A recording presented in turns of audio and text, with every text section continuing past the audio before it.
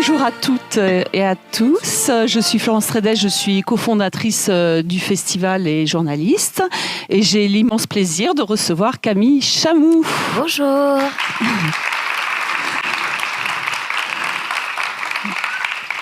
Voilà, il fait beau, on est dimanche matin, on va parler de santé mentale, de dépression, c'est tout ce qu'on aime, hein, n'est-ce pas Camille ? Impeccable. Voilà, on a tellement envie.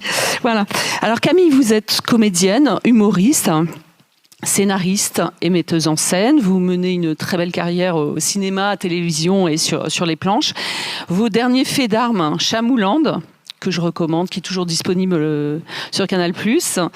Et vous revenez avec un nouveau spectacle, très drôle, merveilleusement écrit et plein de surprises. Merci. Au Théâtre de l'Atelier, il y a encore... comment ça va se passer ? Il y a encore 2 représentations, c'est ça ? Et après ? Il y a encore 2 représentations le dimanche à 19h. Et après, je le reprends au Bouffe Parisien en mai. Enfin, je viens d'apprendre que je le reprends au Bouffe Parisien en mai. Ok, je vous le recommande vraiment chaleureusement. Et ça s'appelle Ça va, ça va. Donc évidemment, on va commencer par là. Pourquoi est-ce que déjà, Camille, est-ce que ça va, ça va ? Et pourquoi ce spectacle s'intitule ainsi ? Parce que justement, je suis partie pour l'écriture de ce spectacle de mon état. Au moment où j'ai initié l'écriture, qui était... très catastrophique.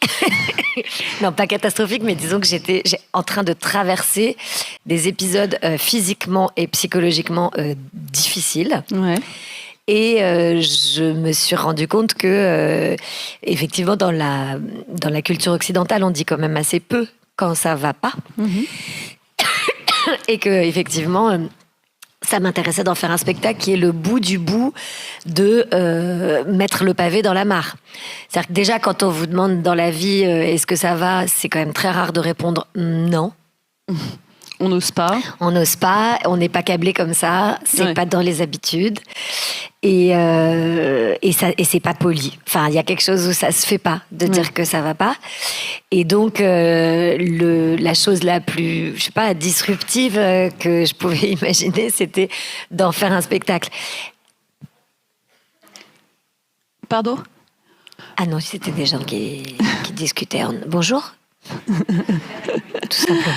Est-ce qu'on entend bien le micro ? Est-ce qu'ils sont assez forts ? Oui ? Oui, d'accord. Oui, donc...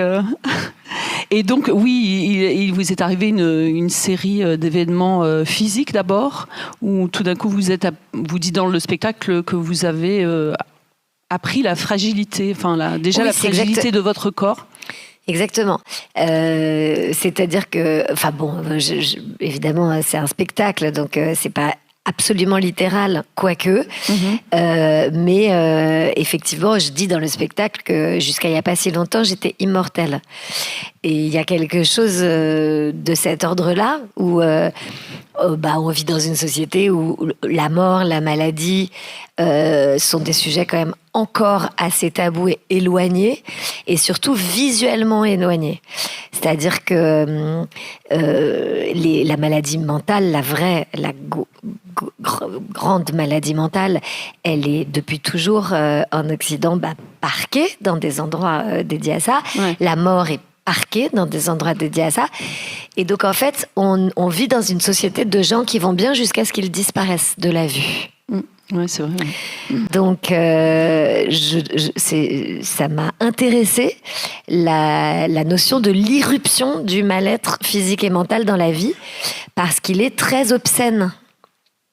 En fait, il y a une forme d'obscénité, obscène, c'est ce qu'on ne veut pas regarder. Voilà, ce qu'on ne devrait pas regarder. C'est ça l'obscénité. Ouais. Et la maladie, la mort, c'est des choses qu'on ne devrait pas regarder, dont on ne devrait pas parler. Il y a encore ça. Ça change maintenant, mais il y a encore ça. Donc voilà. Et moi, le prétexte initial du spectacle, c'est que j'ai été immobilisée. De la même manière que je pensais que j'étais immortelle, je pensais aussi que j'étais inarrêtable. Et j'appelle ça la course du lapin fou dans le spectacle. Et effectivement, tant qu'on a la santé, c'est la course du lapin fou. On continue, on court, très angoissé, mais on court. Et à un moment donné, j'ai eu les ligaments croisés, un truc tout bête qui arrive à énormément de gens. Au ski, en général. Au ski, exactement. Ouais. Et en fait, ça m'a arrêtée physiquement. Et l'arrêt physique était impensable pour moi. D'abord parce qu'il occasionne et qu'il... il oblige à une pause et donc à une réflexion. Et donc, simultanément, j'ai eu un autre événement, quasiment dans les mois qui ont suivi, j'ai dû accompagner quelqu'un qui m'était très proche dans ces derniers moments. Et la jonction de ces deux événements m'a fait prendre conscience de tout ce dont je parle dans le spectacle. Après, c'est un spectacle d'humour, hein, vous inquiétez pas. Ouais. C'est-à-dire que là, je me rends compte que pitcher comme ça, on se dit, c'est comme tout dans la vie en fait. Pitcher d'une certaine manière, ça peut être une tragédie, et débriefer d'une autre manière, c'est une comédie. C'est le principe d'ailleurs, c'est le principe de la parole justement. Quand on parle de quelque chose, ça devient une matière potentiellement comique. Oui, c'est de parler d'un tabou, mais voilà. D'une façon drôle. Et vous le faites très bien dans le spectacle. Enfin, c'est vraiment. Ouais. Mais cette course du lapin fou, vous en parlez d'ailleurs dans les interviews. Vous dites que vous êtes toujours un peu, très dans l'énergie, aussi très dans la joie, parfois peut-être un peu imposé, non, c'est ça. Disons que je préfère créer artificiellement de la joie, ce qui peut agacer les gens autour de moi. Ouais. C'est-à-dire essentiellement mon mec. Mais non, mais il y a quelque chose de parfois artificiel dans le choix de la joie. Mais c'est un choix. Parce que moi, j'ai l'impression quand même que quand on se force à sourire, on finit par être content. Oui, c'est vrai. Et de la même manière, ça c'est un truc que j'ai peu expérimenté parce que je suis vraiment pas quelqu'un de rancunier ou qui fait la gueule et tout ça. Parce que justement, enfant, j'ai expérimenté que quand on boude, au départ, on n'y croit pas du tout. On est là genre, je vais bouder, ça va leur faire un peu comprendre. Et en fait, quand on boude, on devient hyper triste. C'est-à-dire que quand tu mimes le chagrin ou l'exclusion, ou très vite... c'est ce que tu deviens. Et de la même manière, quand tu te forces à sourire, alors que t'en as pas forcément envie, que tu te forces à mettre un peu d'énergie dans les choses et dans les bons jours, et là, il y a quelque chose qui finit par être contaminant de manière positive. Vous parlez de l'enfance, est-ce qu'on peut en parler un petit peu, et même et aussi de l'adolescence? Quelle adolescente étiez-vous? Je crois que ce que je dégagerais de plus fort de l'adolescence, c'était la peur de ne pas être entendue, ou de ne pas être écoutée. Et je pense maintenant, alors moi j'ai pas des ados, j'ai des enfants plus petits, mais ça va pas tarder parce que l'autre il a 10 ans et il commence déjà à être bien chiant. Mais je l'adore, hein. Mais je pense que on n'est pas obligé. Non, on n'est obligé de rien. Mais en tout cas, c'est vrai que je crois repérer dans les ados que j'ai pu croiser régulièrement dans ma vie et tout, que l'angoisse de l'adolescence, on parle souvent du changement du corps, du devenir adulte et tout ça. Mais moi, j'ai l'impression que la sensation d'inconfort de l'adolescence, elle est liée au fait qu'on ne sait pas si les gens nous entendent ou nous comprennent. Je dis nous parce que moi, je pense que j'ai perpétuellement 14 ans. Donc, d'accord. Je pense qu'on a tous un âge pour toute la vie. Genre, mon fils, il a déjà 60 ans.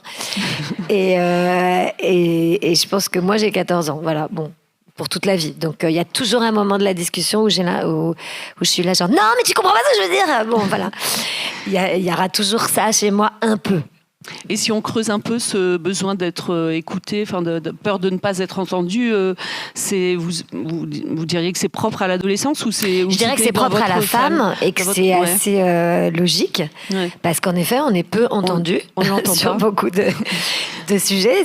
Donc, je pense qu'une adolescence qui plus est pour une fille, c'est la double peine de... En fait, les enfants, c'est autre chose, c'est un autre mode. Donc, on les écoute malheureusement pas assez... Enfin, malheureusement pas toujours, mais il y a une forme d'expression spontanée dans l'enfance où on ne se pose pas la question de savoir si on est entendu ou pas. On s'exprime, on crie, on pleure, on dit... Voilà. L'adolescent, il connaît le langage de l'adulte, mais il ne le maîtrise pas. Et il n'a plus le langage de l'enfant. Un adolescent, s'il se met à vraiment taper du poing, se taper contre le sol comme ça et hurler, bah on l'envoie en HP déjà. C'est fini, c'est plus l'enfance. On se dit pas genre, oh, trop mignon. On se dit, ben, c'est un fou ce mec ou cette fille. Donc c'est ça pour moi le problème. Et donc moi, c'est là que je dirais que j'ai eu une chance dans ma malchance entre guillemets, c'est-à-dire dans un contexte où je pense que effectivement c'était assez radicalisé pour moi le fait de ne pas être entendue ou d'avoir des difficultés d'expression. J'ai eu une chance, c'est que j'ai découvert enfin c'est probablement pas une chance mais une conséquence d'ailleurs, j'ai découvert l'expression artistique. Et donc, j'ai commencé à faire du théâtre vraiment en 6e, enfin au début de l'adolescence, quoi. Et très vite, je me suis dit, alors déjà, quand tu prends les mots des autres au début, en fait, ça passe, tu t'exprimes à travers les mots des autres et tout. Et puis, petit à petit, moi, je me suis approprié la possibilité d'exprimer avec mes propres mots. Et à écrire et tout ça, ouais. Et est-ce que c'était tabou, la santé mentale dans votre famille? Enfin, est-ce qu'on en parlait? Est-ce que c'était une notion Alors moi, dans ma famille, c'est vraiment totalement tabou. Et ce qui est fou, c'est que c'est tabou alors que c'est partout. C'est-à-dire que dans ma famille en particulier, après je pense dans toutes les familles, il y a des questions de santé mentale. Mais alors moi, dans ma famille, c'est carrément un festival. C'est-à-dire que toutes les femmes de ma famille, mais vraiment, à part ma mère. À part votre mère, oui, c'est ce que vous dites. À part ma mère, c'est hyper bizarre. Je sais pas comment elle est. Elle a échappé. Elle a échappé à ce truc. Mais toutes les autres femmes de ma famille ont eu des graves problèmes. Vous dites troubles bipolaires, des schizophrénie. Gros problèmes, de la schizophrénie, voilà, j'ai vraiment des très gros problèmes. Une femme qui a essayé de tuer son papa, qui était une personne très très proche de moi. Il y a eu des vrais gros problèmes. Et puis il y a eu 2 suicides, enfin une tentative de suicide et un suicide chez les femmes de ma famille, les femmes proches, quoi, toutes. Donc il y a d'énormes problèmes de santé mentale, mais c'est complètement tabou. Et moi, je me souviens que quand j'ai 12 ans, 13 ans, un jour, je vais voir ma mère, c'est la nuit, et je lui dis, mais je comprends pas ce qui se passe là, c'est trop bizarre, j'ai une accélération cardiaque, ça va pas du tout, je suis en train de... Et je pense à plein de trucs à la fois, mais en même temps, je suis genre, je sais pas, j'arrive pas à respirer, enfin, je pense que je suis en train de décéder. Et elle me dit, ah, ok, non, c'est parce que c'est ta première crise d'angoisse. Genre... Non, t'inquiète. Et après ce constat, qui était très juste, parce que c'était ma première crise d'angoisse, elle me dit, je dis, mais c'est quoi une crise d'angoisse? Quand on n'a jamais entendu parler, t'es là genre, mais qu'est-ce que c'est que ce machin? C'est comme une crise d'appendicite, mais d'angoisse, mais n'importe quoi. Enfin, j'ai des symptômes physiques. C'est la première fois que tu comprends un peu ce que c'est là. Et elle me dit, non, c'est tout à fait normal. T'inquiète pas, ton père, il fait ça depuis que je le connais. Donc pendant 10 ans, j'ai pensé qu'il faisait des infarctus. Maintenant, ça va, c'est bon, j'ai compris. En fait, c'est une crise d'angoisse. Donc voilà, tu fais la même. C'est vrai que tu commences tôt. Et en fait, alors qu'elle me dit tout ça, elle ne m'emmène pas voir quelqu'un. Ouais. Et c'est vraiment le Paris capitale de la France, milieu des 90s. Donc on n'est pas non plus, je veux dire, en 1950 à Cesson-Sévigné. Pas pourquoi j'ai dit Cesson-Sévigné, les pauvres, qui sont super en plus. Mais on n'est pas vraiment dans une région... Enfin, c'est une capitale, quoi, c'est fou. Et dans une famille bourgeoise intello. Ouais. Donc, je ne veux même pas savoir ce que c'est dans un endroit où il n'y a pas accès au concept même de crise d'angoisse. Donc, je pense qu'il y a quelque chose quand même de très tabou sur la santé mentale. Alors évidemment maintenant, on a la sensation qu'il y a l'excès inverse avec le diagnostic des enfants depuis qu'ils sont en maternelle. Et je parle pas que de HPI, mais tous les 10 et les machins et les trucs et les TDAH et vraiment on se demande quelles initiales auront nos enfants. On est là genre bon ok, mais malgré tout, donc on a la sensation que maintenant il y a une sorte d'excès inverse. Ouais. Une ouverture. Mais en fait, une ouverture très très forte. Mais en fait, je pense que, alors évidemment, c'est pas du tout partout, et c'est encore assez superficiel, et surtout la prise en charge de ça est superficielle. Et tout le monde n'a pas le déclencheur de la fibre artistique, parce que la fibre artistique est quand même un super truc. Oui, qui vous a soigné. Enfin, qui vous ouais, a, puis je pense que ça peut soigner un peu n'importe qui, d'ailleurs. Enfin, c'est ce qu'on appelle l'art-thérapie aujourd'hui, d'ailleurs. Mais ça peut soigner n'importe qui. En fait, quand les choses sortent, bon, bah, c'est vrai qu'on fait d'une part moins de cancer, mais d'autre part moins de décompensation, quoi. Ouais. Mais quand vous dites que c'était tabou dans votre famille, la santé mentale, en même temps, il y avait des diagnostics qui étaient posés. On disait elle a été bipolaire, enfin, d'après ce que vous dites. Enfin, donc non, à la fois. Non, ça c'est moi vraiment. qui le dis aujourd'hui avec le d'accord. recul. Non, on disait plus ce qu'on dit des femmes quand elles vont pas bien, c'est-à-dire elle est folle. Elle est folle. Elle est on folle. dit souvent et ça, donc personne ne fait rien. Par contre, on n'envoie pas voir quelqu'un qui va juste faire en sorte qu'elle soit moins folle. Non, en fait, on dit elle est folle jusqu'à ce qu'on l'enferme. Ou qu'elle se suicide, ou que voilà. Mais ça, c'est le traitement de la santé mentale chez les femmes jusqu'à il y a très peu de temps. Vous avez lu le livre d'Adèle Lyon, justement, où elle parle Bien sûr. Ouais. Ça vous a intéressé? Enfin, ah bah c'est passionnant, c'est génial. C'est génial. Et en fait, c'est moins sur la psychogénéalogie. Ça l'est aussi. Enfin, il y a aussi des choses de transmission, mais c'est un bouquin. Mon vrai nom est Elisabeth. Je cherchais Mon vrai nom est Elisabeth. Il est super, ce bouquin. Et d'ailleurs, c'est marrant parce que les livres qui parlent bien de ça, ça me fait penser aussi au livre de Panayotis, en fait, qui est finalement un livre où il s'exprime de manière très transparente il parle de sa dépression, sur sa dépression. Et en fait, ce sont des énormes succès. Les livres qui parlent de Adèle Lyon, mon vrai nom est Elisabeth, c'est un énorme succès de librairie aussi. Et en fait, c'est comme peut-être qu'il faut dire ce qu'il y a dans le livre pour le public. Je sais pas. Oui, si alors mon vrai nom Elisabeth, c'est à propos, c'est comme une enquête initialement sur sa grand-mère finalement. Ouais. Et il faut pas dévoiler ce qu'on découvre dans le livre parce qu'il y a un mélange d'enquête dans le livre il y a pas de fiction d'ailleurs, ça travaille vraiment sur la réalité, mais de ce qu'elle en déduit, de déduction. C'est quelque chose une forme que je trouve hyper intéressante. Moi, c'est ce que j'essaie de faire dans mes spectacles. D'ailleurs, c'est vraiment un aller-retour entre de l'anecdote ou de l'histoire et de l'analyse, de la théorisation, quoi. Ouais. Ça, c'est super intéressant. Mais donc, ce transgénérationnel, est-ce que ça a pu vous avoir fait peur, ou vous vous êtes dit je vais devenir folle moi aussi, enfin, est-ce que ça vous a traversé l'esprit Ça m'avait, en fait, ça m'a jamais traversé l'esprit de cette manière-là. C'est quand j'ai voulu être actrice que ma mère m'a dit mauvaise idée, je pense que tu vas devenir folle. Pourquoi? Parce que pour elle, actrice, c'était vraiment le métier. D'ailleurs, tout au fond, elle a pas complètement tort, hein. Où il y a un gros risque. Ouais, pourquoi?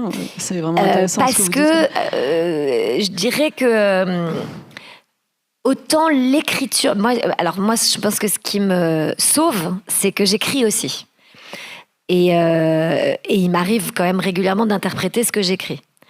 Donc j'ai une sorte de cohérence qui se fait quand même. J'ai un endroit de cohérence dans l'expression artistique. Le problème de actrice pure, comédienne, actrice, parce qu'au départ moi je voulais vraiment faire du théâtre là, au début quand je l'ai dit à mes parents, c'est que tu te mets perpétuellement, donc dans un premier temps c'est extrêmement agréable et rassurant de pouvoir exprimer des émotions très fortes dans les mots des autres. Mais il y a quand même un côté, scission. Bonjour. Oui. Il y a quand même pardon. Vous pouvez entrer. Hein. On est dans le noir et tout, mais on est très sympa.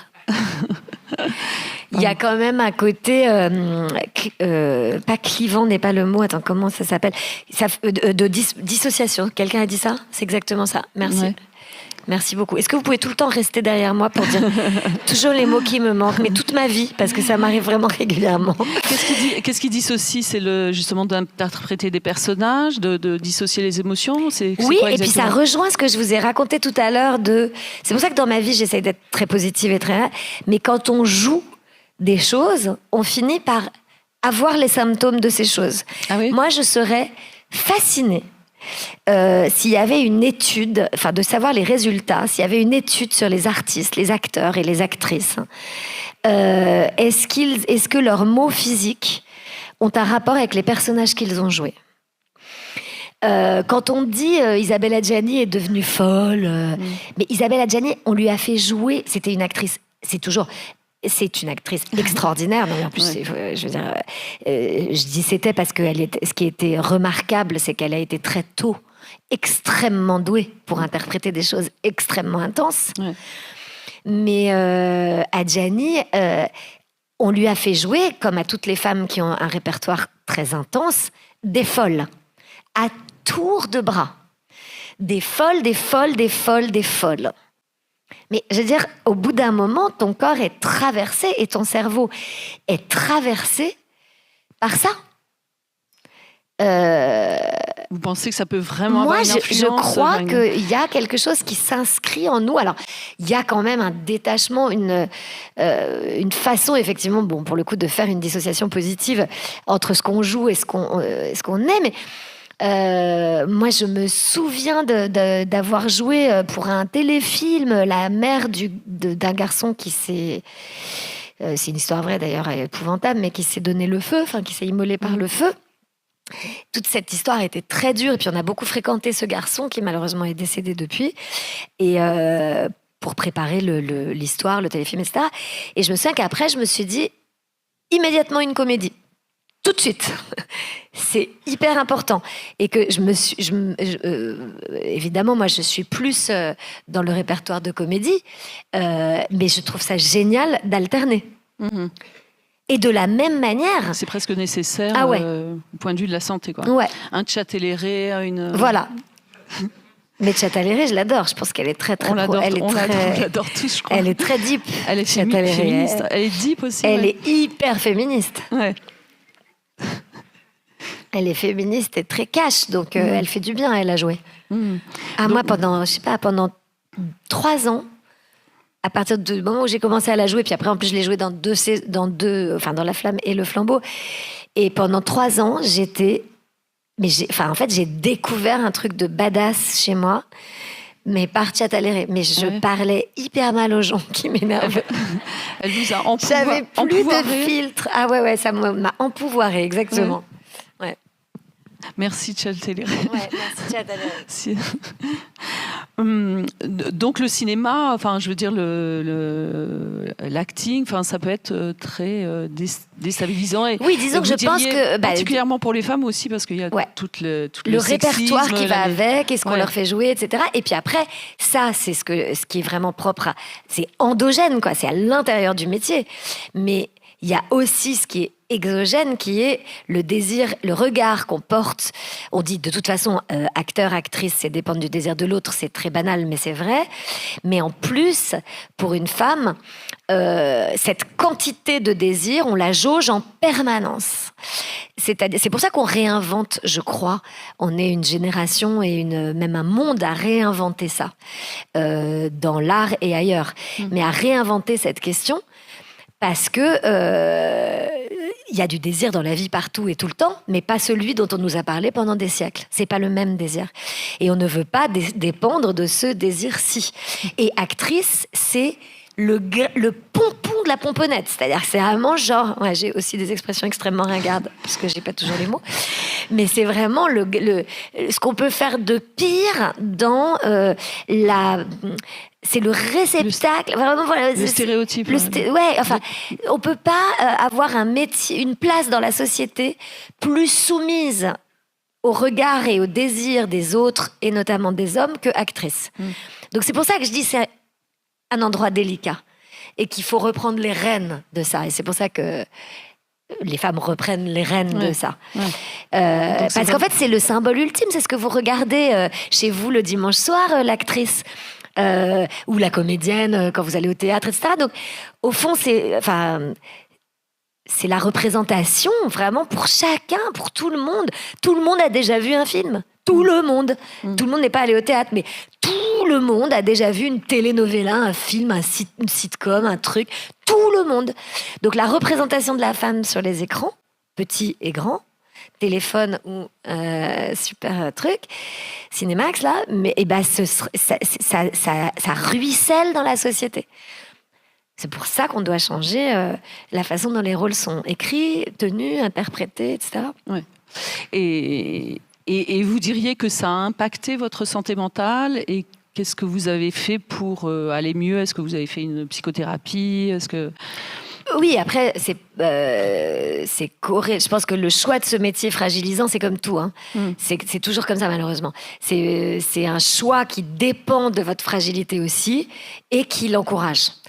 Donc, c'est à la fois un cercle vertueux, un cercle vicieux. Quoi. Mais on choisit pas ce métier par hasard. Quoi.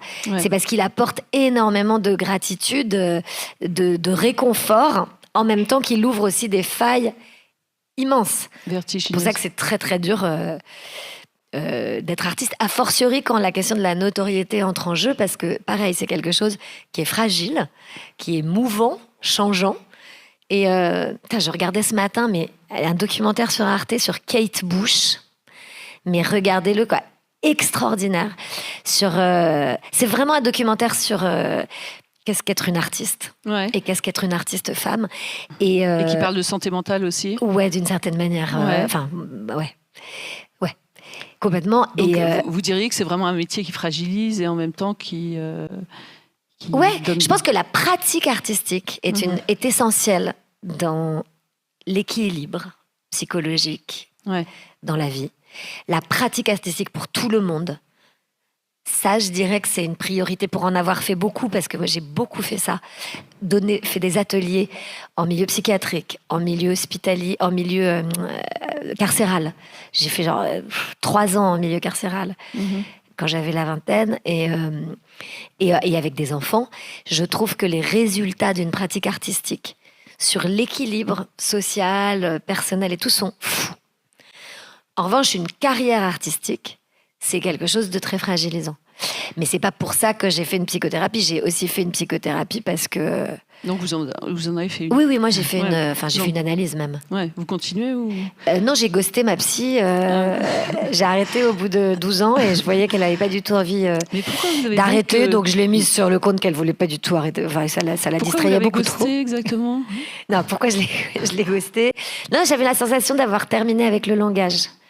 J'en avais vraiment marre, moi, parce que j'en ai fait longtemps, j'en ai fait 12 ans, et j'écris des spectacles où je parle de moi. Évidemment, je ne parle pas que de moi, et puis c'est pas vraiment moi, mais je tire ce que je vis pour en faire des spectacles, pour en faire des films, parce que j'ai quand même écrit 3 films qui sont sur des questions fondamentales de santé aussi. Je veux dire, Les Gazelles, c'était vraiment sur la dépression qu'engendrait le célibat, parce que la société vous pousse à considérer que c'est suspect et dangereux, alors que non. Et comme le processus de paix également, et puis le couple avec Premières Vacances, même si ce sont des comédies, c'était des films que j'ai écrits qui sont sur ces questions-là. Les spectacles sont beaucoup sur ces questions-là. Et donc, du coup, en plus, parler en psychanalyse ou en psychothérapie, en fait, j'en pouvais plus de m'entendre. J'en avais ras-le-bol de mon discours sur moi-même. J'étais épuisée. Donc, du verbe. Après, je dois reconnaître qu'il y a peu de choses en Occident, parce que c'est notre culture, donc qui marche aussi bien que le verbe. Ça résout quand même. Et c'est vrai que moi, quand les gens me disent non, moi j'ai pas envie du tout de faire de psychanalyse, mais t'en as déjà fait? Non, jamais.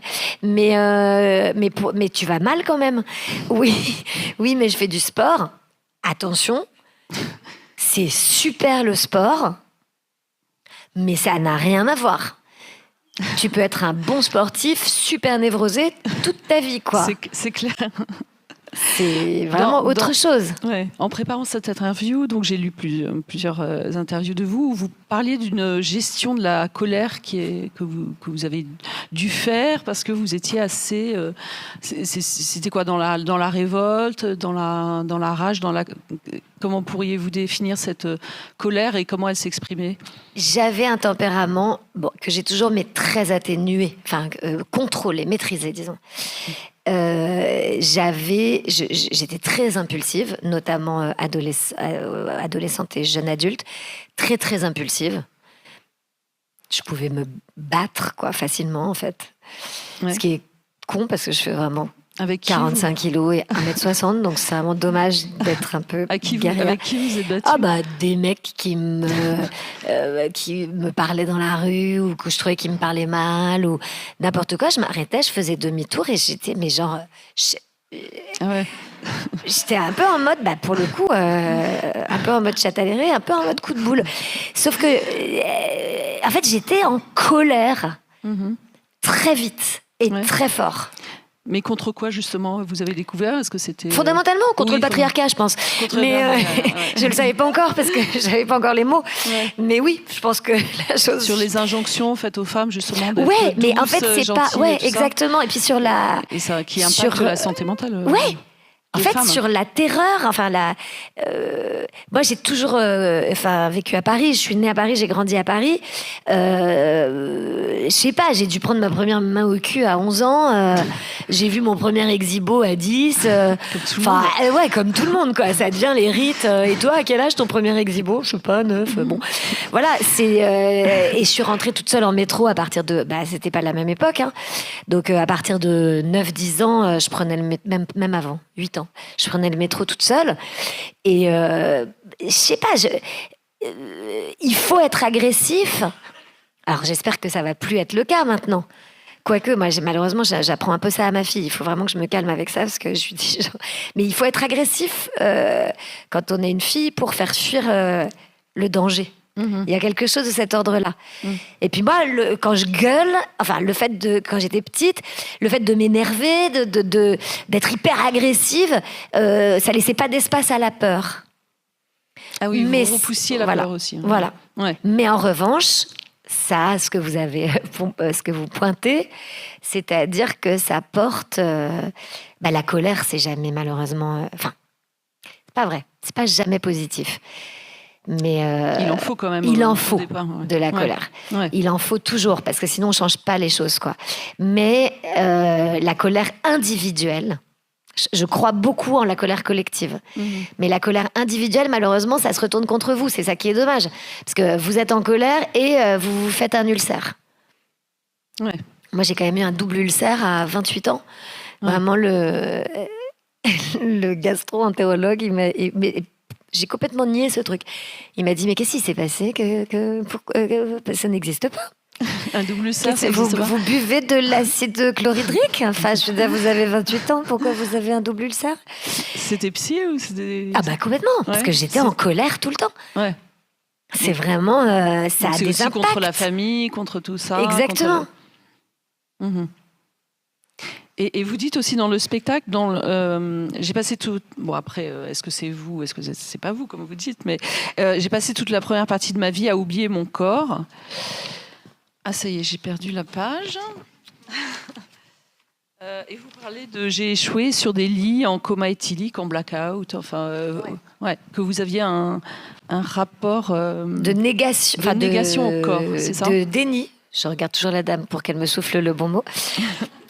J'avais un rapport au corps de déni. Ouais. Comment ça se manifestait, ça?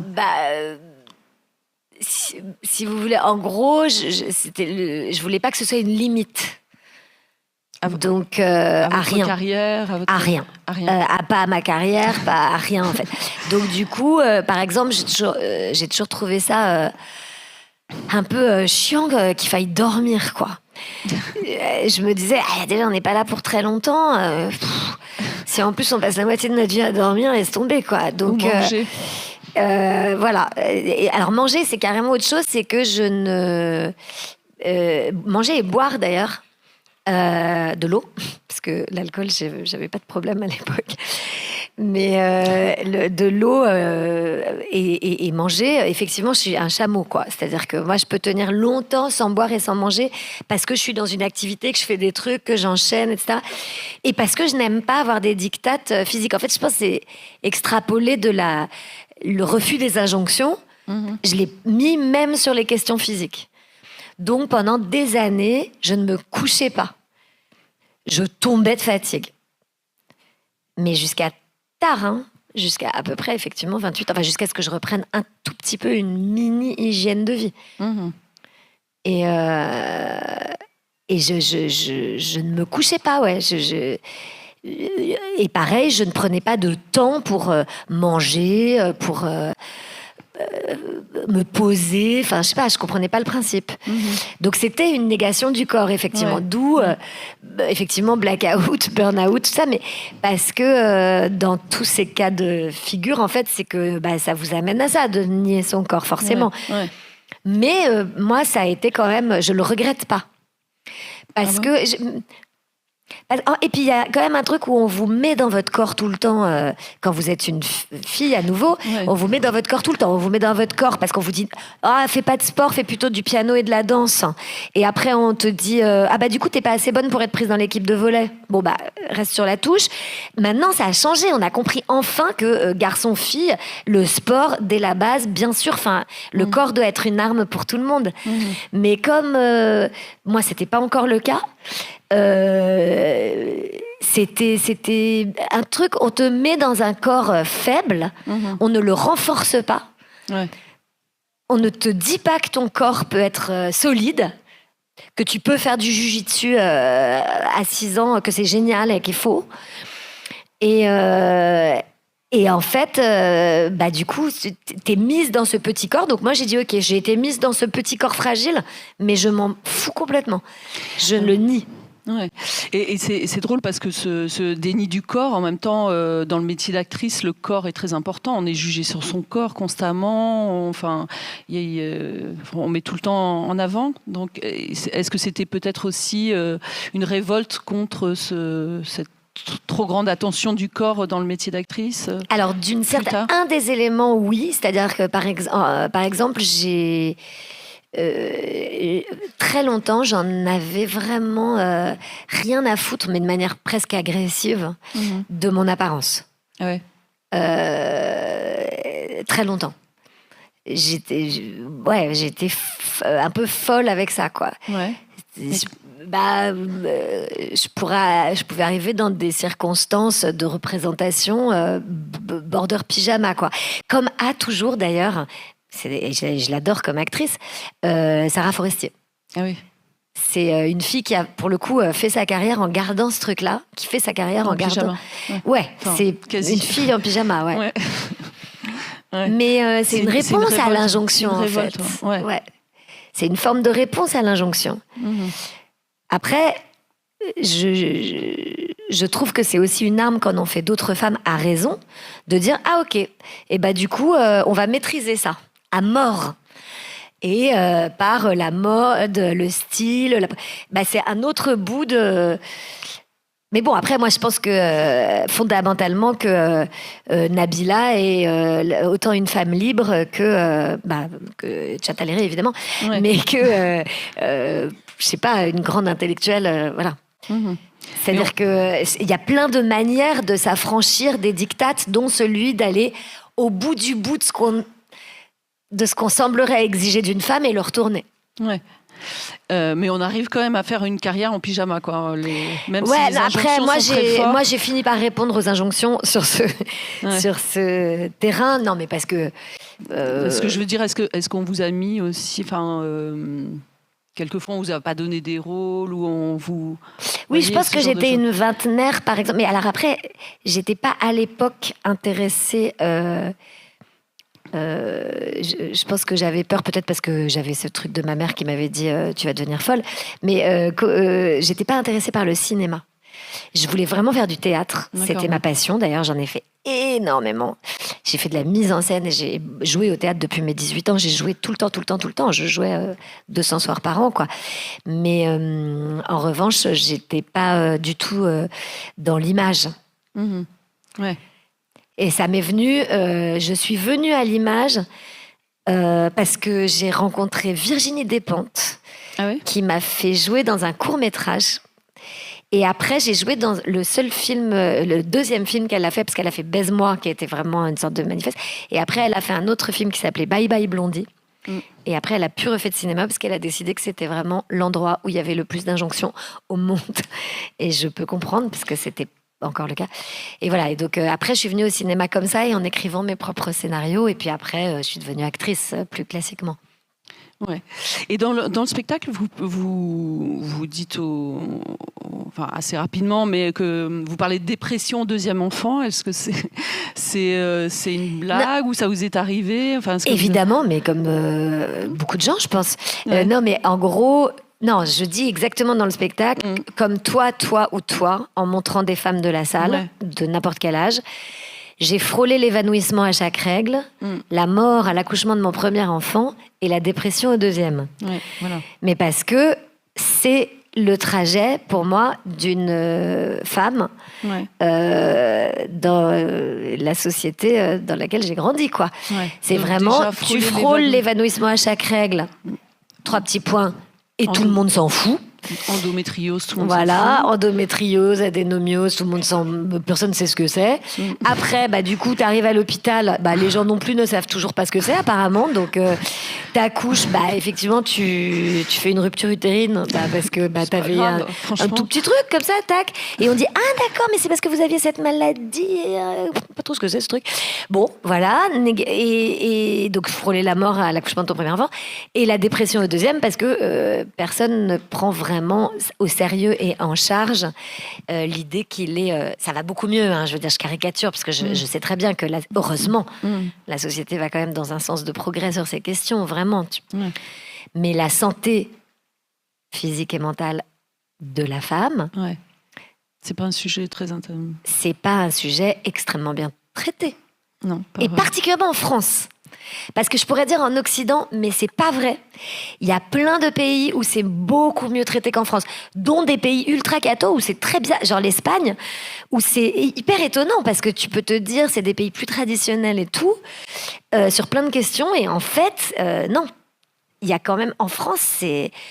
Waouh, c'est le siècle des Lumières, il y a quelques pièces qui sont éclairées, mais le reste...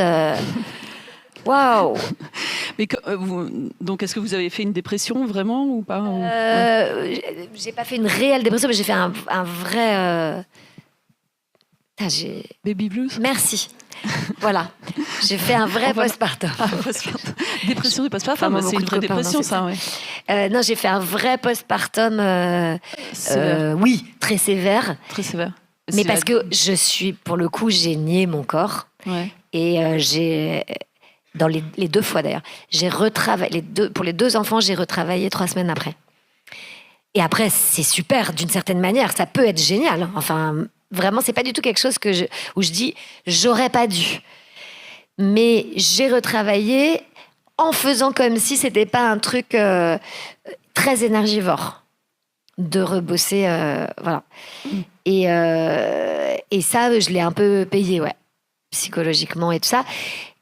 Vous avez pris des médicaments? Est-ce non, que ça a été alors soigné? J'ai jamais pris de médoc de toute ma vie, et peut-être que vraiment, mais je ne sais pas pourquoi. Je me disais, si je commence les médocs, mais c'est-à-dire que c'est trop la fête, quoi. Ça va être trop la fête.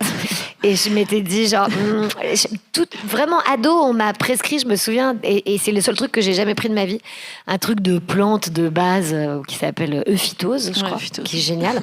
J'en prenais 14 par jour. C'était débile. C'est-à-dire que, et c'est très sympa en plus. Ça marche très bien, c'est très, très doux. C'est comme un petit joint. Pardon, oui, je suis pas censée faire l'apologie du joint, excusez-moi.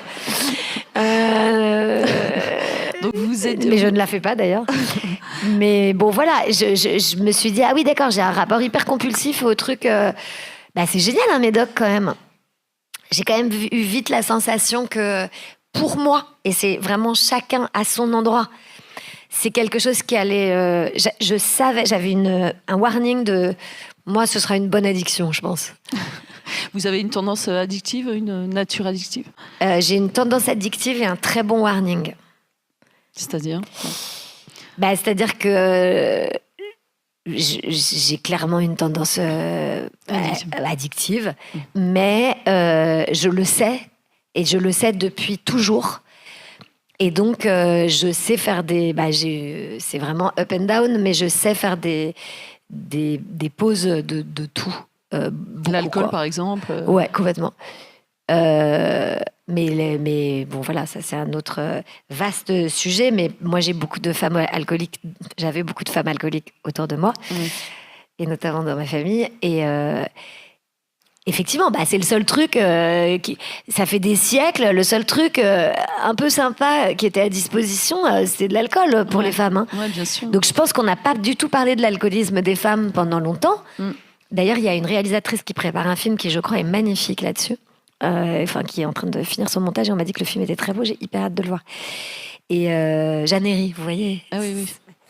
Et l'alcoolisme, c'est vraiment le truc. C'est le diable, quoi. C'est l'enfer. Mais c'était le truc le plus pratique, je pense, pour les femmes, pour pouvoir se changer les idées, quoi. Ouais, la drogue domestique. C'est la drogue domestique. Tu vas pas bouffer du desktop, donc. Quoique. Tu dis quoique. On n'a pas tout essayé encore. Mais voilà, on t'enferme dans une maison, t'es là. Bon, alors. Moi, faut pas m'enfermer dans une maison. Je les comprends, les meufs. Tu regardes tous les placards. Qu'est-ce que j'ai... De toute façon, c'est toi qui l'organise, la maison, donc tu sais bien ce qu'il y a partout. Et voilà.